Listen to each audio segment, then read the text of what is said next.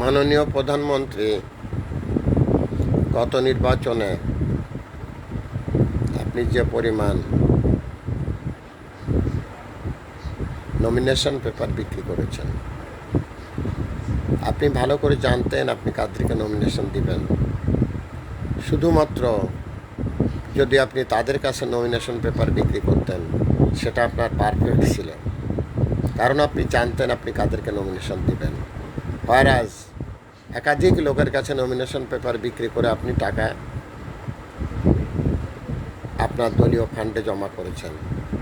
আপনি কি মনে করেন আপনার এই উপার্জন হালাল? সবাই কিন্তু নমিনেশন পাওয়ার জন্যই আপনার কাছ থেকে নমিনেশন পেপার কিনেছে।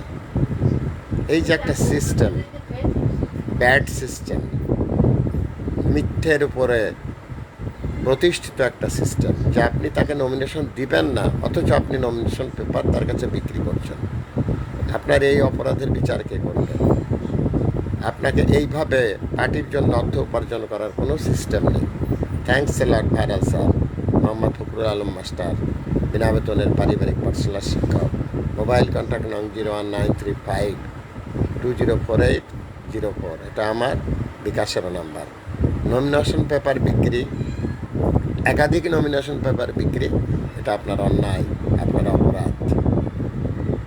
এর বিচার করার কি কেউ নেই বাংলাদেশে?